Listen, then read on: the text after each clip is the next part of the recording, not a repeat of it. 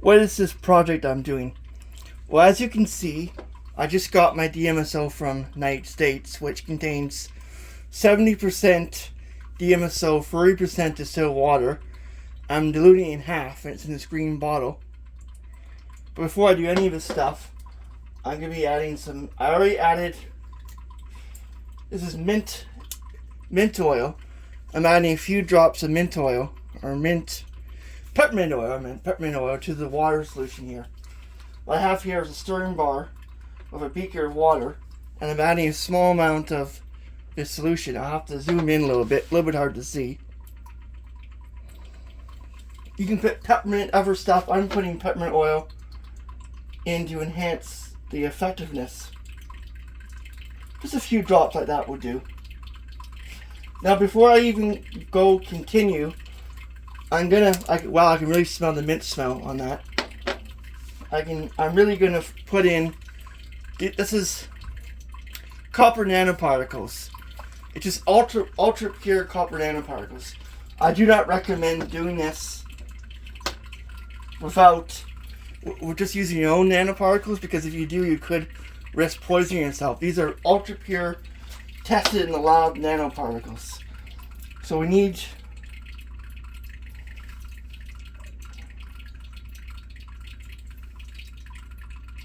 2 milliliters, another 2 milliliters, and 2 milliliters. That's a total of about 6 milliliters. That's about 320 milligrams. That's about 0.8 milligrams per 200 millimeters. Like when I add DMSO, I'm gonna have to wear it in gloves because DMSO is dangerous if it gets in contact with you. So that's why I am making a DMSO solution. Now, DMSO is dangerous if you combine it. Our material was not pure. Make sure you have ultra pure DMSO. DMSO apparently, as long as you're not on certain medications like blood thinners or have certain problems like diabetes, this is not medical advice. This is just safety precaution for myself. It can really help with pain and that kind of stuff. It can be as equally effective as certain painkillers. But the thing is that DMSO hasn't been fully tested, so you're at that risk. Make sure your product is very pure like that, and make sure you're doing it properly. What I'm going to do is, this is a DMSO. I put on my gloves because I don't want this stuff touching my skin and absorbing through my skin and making my whole body smell. And what I should have is a heat sensor. I'll be back. One moment.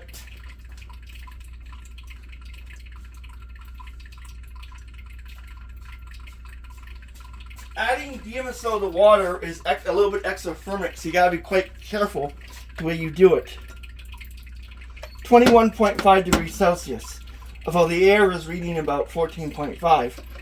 Now what we do is we slowly, add a little bit at a time, and let it stir. We have to carefully measure temperature because this might really get hot. But it isn't because we're just using water and DMSO. DMSO, when heated, is quite dangerous. It could create a flash point at 80 degrees Celsius. There's our product, empty bottle of DMSO.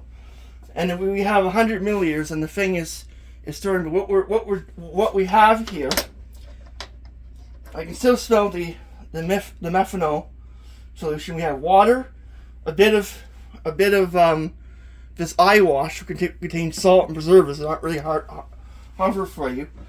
About 6 millimeters of copper nanoparticles, which at 50 is about 300 milligrams. So that's about 0.75 to 0.8 milligrams of copper per milliliter.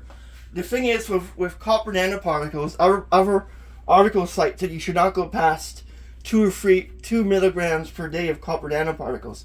If the copper nanoparticles are too high in your blood and you absorb it through your skin, it could lead to toxicity. But with DMSO, it enhances the properties. DMSO, you should only be taking it if you check with your doctor first. And this is not medical advice. This is what I read. You only should be taking a few millimeters at a time, dilute it in half. This solution is approximately, because it was up to here, I put in DMSO. This is approximately 35% concentration of DMSO. Even that is too strong to be tested on your skin usually. You should be diluting in half, putting a small amount on your skin and seeing if you react. Now the thing is, if you're allergic to sulfur compounds, or if you have circulation problems, and are taking a lot of medications, check the interaction between medications and DMSO before you even do this. But DMSO can be useful for nerve pain and other types. There are different types. The cancer thing has been debunked, but there are kind of proof that DMSO in moderate concentrations, as long as it's purified and comes from a pure product, can work. I can still smell the sulfate. I do remember if you do use DMSO for a long period of time, it can work, but there's also risk of side effects. So you always should be contacting your pharmacist as well as your doctor before you even do this. I wouldn't just randomly take DMSO without checking with your doctors first. But DMSO, like most products with mint oil or cinnamon oil and a counter irritant, can be very effective for... It's too high. See, that solution right there is the DMSO being produced. And DMSO has a low volatility in water, so even if I leave it out here for a bit stirring and put it into a big bottle, this should be a really good solution. It has 30 milligrams, and the sulfur smell of it's pretty bad too. 30 milligrams of 6 milliliters of 30 parts per million, not fit. So that's 150 or so around there. So it's about, I made a mistake. So it's about 150 milligrams for 200. So that's about 75 around there. 0.75 milligrams of copper per milliliter. So you have to don't go above 1 or 2 milligrams a day. That's what the sources are saying. And that smells quite bad too. See, right now it's a bit exothermic from the stirring and all the reaction. It's at 26.4 degrees. It went from 22.15 degrees. But the thing is, if you're going to be doing this, never heat DMSO on a hot plate, because DMSO itself can explode, flash point 86 degrees Celsius. I don't know what it would do with water, but I wouldn't want to take any chances. But for this, I'm wearing gloves so DMSO does not get on me. Whenever I handle DMSO, I'm going to be wearing gloves, because I don't want to smell like salt. I don't want to have my breath smell like sulfur when it gets on you. Again, 26.3 degrees Celsius, but the average temperature around here is about 14. It's lukewarm when I touch it, which is interesting. It's mildly exothermic when it reacts with water. DMSO should always be stored in glass bottles, never plastic, because it leaches plastic from the solution. If you use plastic cups like I was using before for the copper nanoparticles, it would literally deteriorate and destroy the stuff. Now what I might do, because this is Tween 20 as an oil immersion solution, I might add a little bit of that. You can always add a little bit more. I think that might help in the end, just to put a few drops. And now that will make it into more of an oil, help DMSO dissolve.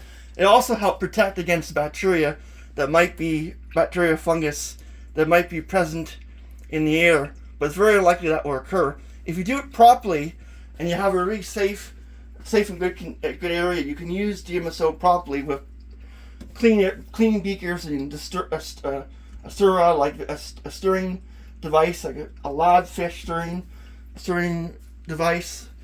You could basically make the DMSO with the copper nanoparticles in this thing, and it will actually be a very effective method of making DMSO medicine. But you should always check with your doctor and your pharmacist before you even do this, because there could be interactions. It includes warfarin, anticoagulants, painkillers. There's a lot of things that can potentially interact with if you take it with. If you don't take it, I wouldn't take it orally, but people do take it orally and put it in their eyes, and I just put it on your skin, very small amounts. But it can be beneficial for pain.